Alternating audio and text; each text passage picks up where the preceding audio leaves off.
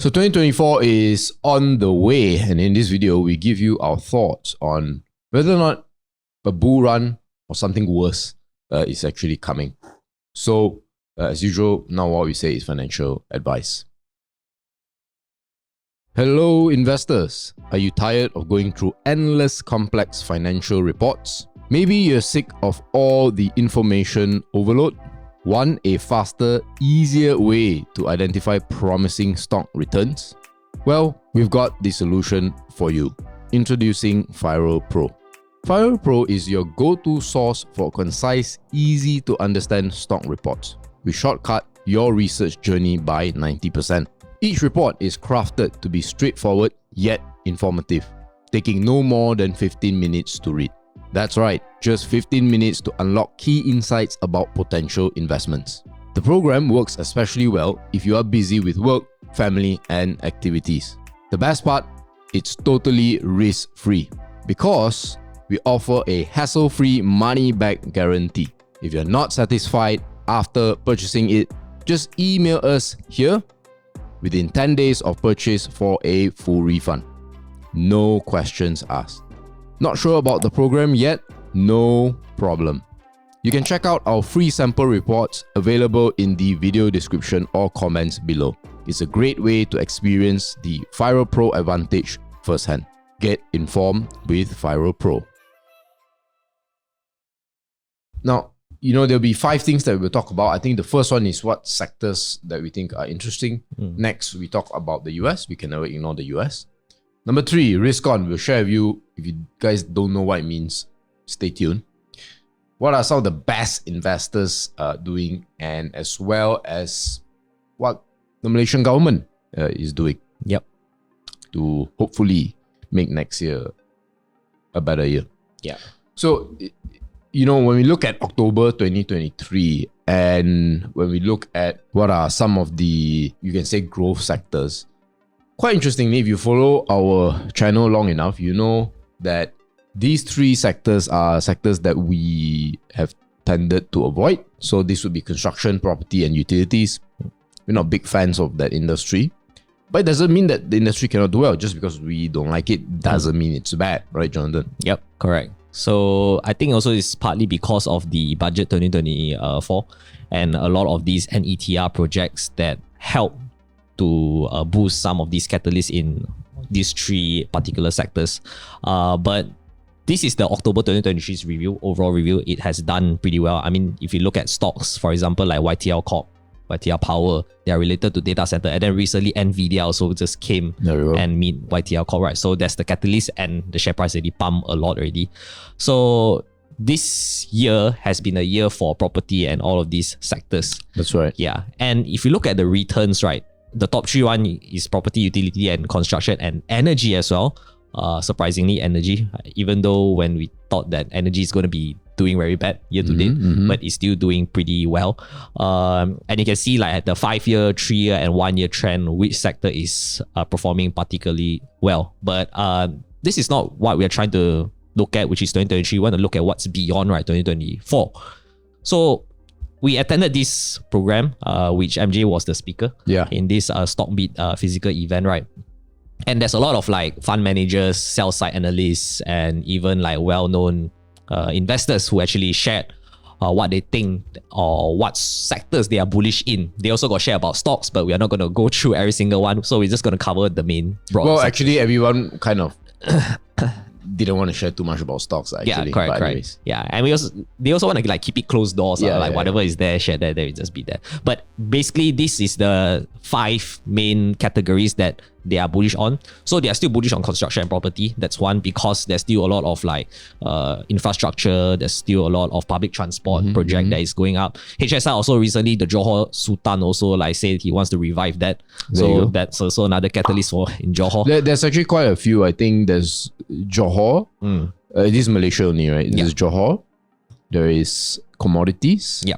And then East Malaysia. And then recently, the ECRL is also wanting to be revived. Yes, exactly. So there's quite a few things, actually. Yeah, and I think this is also a good time to buy property, like if you want to buy, actually not this year, actually it's last year lah.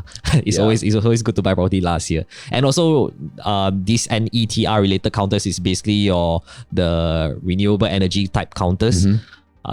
So there's actually tons of it. You can actually just go through our previous video that we actually mentioned about the renewable energy stocks that we actually looking that's at. another one. Yeah, and then there's also consumer goods. Also, there's another one, tech and oil and gas. Okay, so that's the Malaysia side. Now, So US. yeah, US side, that's quite interesting because next year is going to be a US president election year. It's quite tight as usual. Every time Trump is involved, it will not be an obvious answer. But what I hear is on the ground on Twitter, Trump has a really good chance. And then when you look at Sleepy Joe, right? He's recently there was a news about how his son Hunter, right, has spent a lot of money on not so nice things. And he doesn't look fit to be a president, like physically, right? I mean, his policies or whatever aside, like you would talk to him and then he would stare into space. Correct. Like, I mean, how he communicate also, it's a problem already lah. I Yeah. can see how he see him delivering message to the citizens. I think another one is that, when Trump actually took over in the past, the Dow Jones went up the most. But then you could argue, well, Clinton and Obama are Democrats. So, does it mean a Democrat is better, right? Yeah. But historically, Trump has done well. The only thing I want to add is about looking at presidents and stock market performance is, the market moves the way it wants to move, regardless of what the president is doing, right? Like, why is Nixon, let's say, so low? Nixon and Carter. Well, they were in a period where there was a lot of inflation. There was, wars and conflict that's bigger than whatever wars we're experiencing now. And it's not really within Nixon or Carter's control. But if you look at Trump when he took over from 2016 to 2020, right, it's relatively peaceful, right? Yep. Not much wars, things like that. Exactly. So again, I yes, it's true. You can always compare stock market performances for these presidents, but I would take it with a pinch of salt. Yeah. So here we have another thing. Yeah, which is the money market fund is going all-time high. So that means that there's a lot of money on the side waiting to so-called enter the market. So this would be what? 4,500 billion. So it's actually 4.5 trillion, you can say. 4.5 trillion US dollars. So interestingly, in Malaysia, we have about, on the sidelines, right, if you compare, close to 200 to 300 billion US dollars. A lot of people don't know this, but Malaysia is not money. 2 trillion plus by my ringgit, by my estimate. Right. So this means that, this is, you can say, money that is late. Yep, correct. Maybe. And also, it's also partly because of the interest rate right now is so high, right? That they are willing to put inside money market fund. And if you can see, right, the past history when they actually reach the peak or past 5%, right, it actually starts to drop a bit. So we kind of anticipating maybe there will be some sort of a soft landing. But then to be fair, every time it hit 5 and then it starts to go down, well, it's usually in response to something. Correct. Right? Yep. So we are not sure whether this will be another one or potentially there may be a recession coming soon. That could be also the case, right? Yeah. If let's say that happens. Because the interest rate response, the Federal Reserve used interest rate as a response to something. Yeah. And in this case, if you see, it's always, so here will be 2008. This was COVID, and then this was the tech bubble. So, but then everyone is anticipating that there will be interest rates cuts, right? At least according to this ING. I'm not sure whether are we 6 times. Yeah, I'm not sure. Maybe we are in a recession, but we didn't really feel it. I mean, I don't really feel it that we are going through a recession at the moment. Like, everyone says recession, life is difficult, but then when you look at how TRX opened, there's still people going. Yeah. So margin loans, this is also another one. Correct. I mean, it was at a peak in 2021, but then it dropped down, and now it start to like trickle a little bit down. So maybe that cause, and this margin low is related to securities, stocks and everything. Yeah. So maybe there is some sort of like I don't know, people are anticipating there's a recovery in economy. Maybe with the potential interest rate cut, so they are parking inside some money inside securities. Fair enough. Okay, risk on. So risk on is just a word for putting on more risk. We can see this year, a lot of cryptos, Bitcoin, Ethereum didn't do so well, but in fact, I think it is trailing Bitcoin. Yeah. But this is basically just the two cryptos that I have selected. I mean, Bitcoin, everybody knows. And Solana recently just got into the news, into the headline. Right. Then it got like 400% return in just year to date, 1 year only. So there's a lot of like people anticipating a lot of this crypto, like for example, Bitcoin, there's going to be a halving, right? Yeah. Yeah. And so people think that crypto is going to have another bull run again. And hence people are investing in this type of like. So people are getting more bullish going next year, which, many ways to look at it. So what about the investors? So well-known investors, if you look at Buffett, and then we're going to cover Howard Marks also. Buffett actually sold some of the companies that he owned, and he is actually parking more money into cash. Okay. And he also bought some money into short-term US Treasury bills. So these bills are like ranging around like 5% yield, and he has about 126 billion USD in this bond yield. And he's not really buying much stocks also at the moment. Maybe he's still mourning Charlie Munger's passing. Yeah, could be also lah. But this one is his move. And then there's Howard Marks one. If you read his memo, right, it's free. You can just check it out. His article on Oak Tree Capital, sorry. And basically what he says is that he wants to go all in these high yield bonds at 9%, which is your credit lending terms and all those mortgage bond and all that stuff. Yeah, they're quite junk bonds. So these are perceived to be higher risk. That's why the interest is a lot higher. Yeah, correct. So they are still on the bond side instead of the security side. Well, they've always been, bond focused. But it's interesting that he sell everything. Yeah. So the key is that he say probably because he's just trying to voice his opinion on going bonds. Like he's not really he's not really that bullish on stocks because the trade-off is not really that attractive with bonds. So yeah, he's basically saying sell everything lah. Got it. Yeah. Okay. So how about our own government, right? I think this is something everyone asks, is this Madani government stable? Right, because we are only, the Madani government only has, a few more extra seats that allows them to be the government. So they came into power in late December, late November, let's call it December. And if you see on the chart here, this unity government is actually becoming less popular by the day, right? People are getting more frustrated.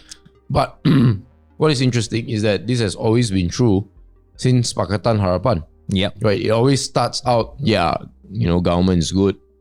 That becomes worse over time. It's a little bit like maybe the issue is not the government. Maybe it's the people, right? I mean, maybe we change our minds too fast. Can the economy and the society change so quickly in one? Yeah, in 1 year. Yeah, it's definitely for 4 years, right? Since Harapan to now. Yep, correct. It's definitely a bit hard. I mean, there's a lot of expectation when people hear the government's promises, right? They give. That's right. But let's say the government didn't deliver on time at that point of time, right? Then it causes dissatisfaction among the rakyats. Yeah, because I think it stems from the expectations of the rakyat. The rakyat expects this, which is unrealistic. Then the politicians say, hey, but we need to win an election. So let's just promise that. Correct. Then when they get into power, they cannot do it. Then the rakyat gets angry at the government. Yeah. I think also one of it recently, right, is also what it will cause even more dissatisfaction is the 100 ringgit e-Madani, right? Yeah. So I think the message wasn't clear to the rakyat that it's not everybody also can get the 100 ringgit. Is you need to fulfill certain criteria. But you see, that's the thing, right? Because I received that message. Yeah. That it was only for people earning 100k. Yeah. And also you have to file tax, and then you also have to No, but see, for me, it's common sense, right? Like if someone says, you cannot get it if you earn more than 100k. How else would they know you earn more than 100k apart from LHDN? Yeah. So the thing is that when someone is earning less than 30,000, right? This actually happens to my sister before. Yeah. So when she did try to apply to LHDN officers tell her to go back home. You no need to apply for the tax because you're not eligible yet. Apply for the tax, or do you mean apply for the tax? For example, so basically she wanted to report tax, even though she's not paying. She's not eligible to pay. Yeah. But the officer just basically tell her to go back home because you're not eligible. So there's these instances where people who want to report, but the officer don't want to do it for them. Oh, yeah. Well, she didn't want to do it online. Because she got no EA form, is it? Yeah. So you have to go through the LHDN office first, and then right. sometimes they will do it, sometimes they won't. But hopefully, right now LHDN they actually help. Well, I think even if you do not qualify to pay tax, you should still file your tax as a matter of habit. Because what happens is the government, they will, if they track you, they're like, hey, why you this year declare, that year never declare, Correct. That kind of thing. I think this is also a message to LHDN to actually help everybody to file. Like if let's say they want to file, let them file. So but why is that the main reason why people are frustrated with the 100 ringgit Madani? So those who actually have to pay tax and they file, okay, that's totally their fault. But those who are not eligible and they try to file but they didn't get to file because of the officers not allowing them to file, then I think that's a problem. Okay. So that's weird, right? Okay, now I get it. So that means they definitely qualify. It's just that they didn't file. Yeah, correct. So then they try to file, then the officer don't bother. Then they're like, but how am I going to get my 100 ringgit? Yeah. And no, I think this one you're supposed to file like last year already. So it doesn't really matter whether you have to file last year. Correct. But if let's say last year they tried to file but they didn't manage to file because the officer don't say it's okay, you're not eligible, so you no need to file. Yeah. So and then there's this 100 ringgit they cannot claim. That's and right. Potentially the targeted subsidy also didn't kena. So yeah, it's a lot of problems. I mean, you as a LHDN, right, I think you should just file for everybody. Like whoever wants to file, just let them file. Okay. Yeah, so I think the other one is that people say it's only 100 ringgit. Yeah, correct. And it's going to cost more dissatisfaction because already right now there's a lot of people complaining online. No, because they compare it to Singapore. So in Singapore, if you're below a certain threshold, you get 800 Sing. And then everyone else gets 500. I think so, something like that. So it's like 2 tiers, which, I mean, as usual, they do it smarter, right? With these kind of things. Yeah. Okay. So this is the opinion of, a bit more granularity on the opinions of voters. Yep. So 31% of people think the Madani government is in the right direction. Yes. The main reason is that the administration is very good. And at 12%, the economic conditions is improving. I suspect these 12% are, maybe business owners or whatnot. Now, on the wrong direction one, which represents 60%, they're worried about the economy. Yep. And specifically, higher cost of living, weakening ringgit, and then minimum income. Mm-hmm. They also don't like the politics, but the big one is always the economic concern. Yeah. So what do you look? And funny enough, racial inequality is it's really low down. Yeah, I think the main problem here that they are very concerned about is the cost of living lah. Right. Yeah, it doesn't really impact. I cannot say that it doesn't impact the B40 much because of target subsidy, right? Because target subsidy will eventually help them, right? Yeah. Yeah. So I'm not sure what aspect they are trying to refer in the high cost of living. That thing. Maybe they are trying to say that the government didn't curb the inflation that well. Yeah. Maybe it's because of that. And weakening of ringgit, that why we cannot do anything also because that is more on the US side also that is pumping interest rate. Nothing we can do. So, and we also actually saw the stats, right? It's like majority of them who complain are actually people who earn less than 7K. Yeah, that's right. That's right. Yeah. So that's an interesting beat lah. And those who earn more than 7K, they are generally okay. Yeah, they're okay with the government. So don't know whether this could is... Could it be that it's maybe not the government's issue? Maybe the issue is... one of the things I always said about a democracy, when I have chats with my friends and all that is maybe part of you is not good enough. Yeah. Could be. You have to ask yourself, how did those people earning above 7K? And 7K is not like this huge income that is very hard to take over, right? Or to surpass. You have to ask yourself, like, what did those people earning above 7K, what do they do? How did they achieve it? What did they have to, what did it take?